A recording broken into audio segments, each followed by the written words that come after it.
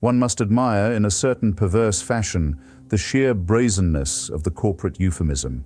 When Amazon, that leviathan of logistics, that behemoth of banality, that empire built upon the twin pillars of consumer impatience and warehouse worker exhaustion, announces the elimination of 14,000 human positions, it does so with the bloodless precision of a particularly articulate guillotine. The language employed is masterful in its mendacity. We are to understand that these souls are not being discarded like so much obsolete inventory, but rather that the company is reducing bureaucracy, removing layers, and shifting resources. One half expects them to add that they're also liberating talent into the broader marketplace, or optimizing human capital allocation. Such is the dialect of those who have discovered that artificial intelligence allows them to do what they've always longed to do, dispense with the troublesome humanity of their human employees altogether.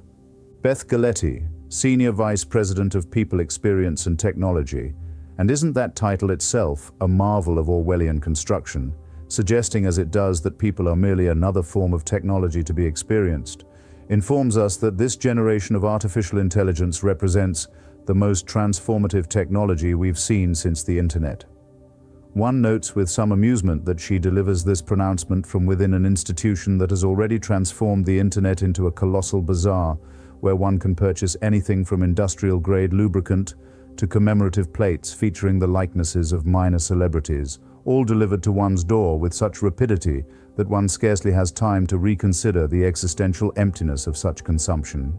Now apparently this same transformative force will allow Amazon to dispense with approximately 4% of its corporate workforce, those unfortunate souls who find themselves suddenly redundant in the age of the algorithm. The timing is exquisite, is it not? Here is a company preparing to announce quarterly revenue that Wall Street analysts expect will approach $180 billion, a sum so vast as to be effectively meaningless to the ordinary mortal, while simultaneously informing 14,000 individuals that their services are no longer required. The juxtaposition is not merely ironic, it is obscene. Amazon boasts a market valuation surpassing $2.4 trillion, a figure that represents more wealth than many nations possess, yet it cannot find room for the humans who helped build this empire.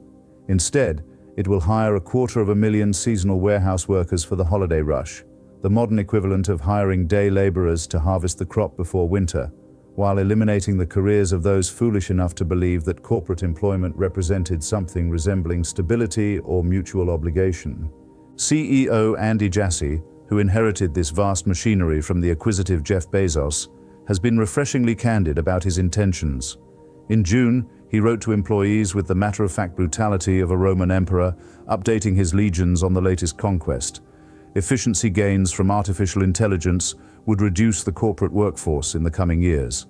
"We will need fewer people doing some of the jobs that are being done today," he announced, as though this were merely a logical observation about crop rotation rather than a pronouncement that thousands would soon discover their life's work could be performed more cheaply by an algorithm. At least one must credit him for his directness, which stands in stark contrast to the usual corporate pabulum about restructuring for growth or strategic realignment. But let us be clear about what is actually transpiring here, stripped of the gauzy euphemisms and the corporate doublespeak. Amazon is in the vanguard of a new species of capitalism. One might call it post-human capitalism, if one were feeling generous, or algorithmic feudalism, if one were feeling more accurate. The company has discovered, as have its fellow titans in Silicon Valley, that human beings represent an inconvenient expense, possessed as they are of troublesome qualities such as the need for health insurance, the tendency to require rest, and the occasional desire for dignity in their labor. Artificial intelligence, by contrast, demands none of these things. It does not unionize, does not complain about working conditions, does not require bathroom breaks, and most critically, does not harbor the revolutionary notion that it ought to share in the wealth its labor generates. The magnitude of this transformation cannot be overstated. We are witnessing nothing less than the wholesale replacement of the middle-class professional by the silicon surrogate. These are not warehouse workers, already subjected to such surveillance and quotas as would make a Victorian mill owner blush, but corporate employees, human resources professionals, communications specialists, managers in the cloud computing division, workers in sustainability and advertising. These were, until quite recently, considered to be the safe positions, the white-collar sanctuaries for those who had navigated the treacherous waters of higher education and corporate credentialization. They were told they were investing in their futures, accumulating the proper degrees and certifications, demonstrating their value through PowerPoint presentations and quarterly reviews. And now they discover that their futures can be outsourced to a large language model that never sleeps, never demands a raise, and certainly never questions whether the entire enterprise might be predicated on the systematic exploitation of both workers and consumers. The broader industry confirms this is no isolated incident. Microsoft has eliminated 9,000 positions. Meta has cut 600 jobs from its artificial intelligence unit. Salesforce reduced its customer support workforce by 4,000, explicitly citing the benefits and efficiencies of artificial intelligence.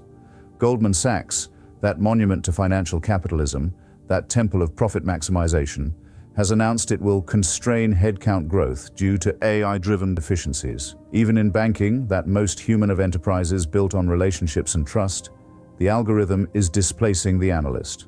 The pattern is unmistakable.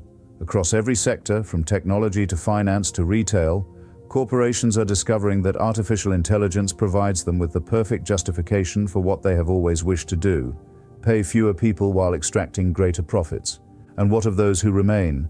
Galetti assures us that Amazon will continue hiring in key strategic areas, which is rather like Henry VIII promising his next wife that he's learned from past mistakes. Those who survive this particular culling will find themselves in what Amazon describes as a leaner organization, with fewer layers and more ownership.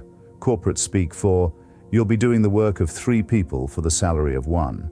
They will be expected to demonstrate their gratitude for having been spared, to work with renewed vigor now that they understand how easily they can be replaced, to embrace the transformation that has made their colleagues redundant, and will likely make them redundant in turn."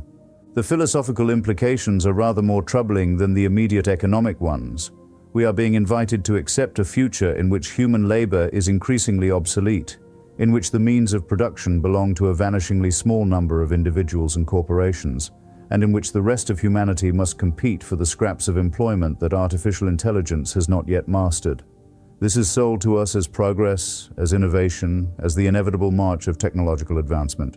We are meant to applaud the efficiency, to marvel at the transformative power of artificial intelligence, to accept that this is simply how the world works now. But consider what is actually being lost. When Amazon eliminates 14,000 positions, it is not merely reducing headcount, it is severing 14,000 connections to health insurance, 14,000 sources of mortgage payments, 14,000 carefully constructed lives built around the assumption that competent work would be rewarded with continued employment. These are not abstract statistics, but actual human beings. People who awakened early this week to discover that their expertise, their years of service, their accumulated knowledge of company systems and practices, all of this could be rendered worthless by an executive decision justified by reference to artificial intelligence and the need to move as quickly as possible for our customers. The cruelty is compounded by the dishonesty. Amazon will continue to generate obscene profits. It is not eliminating these positions because it must, but because it can. The artificial intelligence revolution provides corporate America with the perfect excuse for what is essentially a transfer of wealth from labor to capital on a scale unprecedented in modern history. And we are expected to accept this as natural, as inevitable, as the price of progress. The question that should haunt us is not whether artificial intelligence can replace human workers, clearly it can, at least in many domains, but whether we wish to construct a society in which it does. The technology itself is morally neutral. What is not neutral is the decision to deploy it in service of maximizing profits for shareholders, while discarding workers who have built their lives around their employment. This is a choice, not a necessity, and those making these choices, the Andy Jasseys and Beth Galettis of the world, ought to be held accountable for them rather than applauded for their innovation. Amazon will post its quarterly earnings this week, and they will be spectacular, as they always are. Investors will cheer, stock prices will rise, and the efficient operation of this vast machine will be celebrated as a triumph of American capitalism. And somewhere, 14,000 individuals will be updating their resumes, wondering how to explain to their children why daddy or mommy won't be going to work anymore, and contemplating a future in which their skills and experience may no longer be valued in an economy that has decided human beings are simply too expensive to employ. This is what passes for progress in our glorious age of innovation. One can only hope that when the artificial intelligence becomes sufficiently advanced, it will have the good sense to be ashamed of what it has wrought.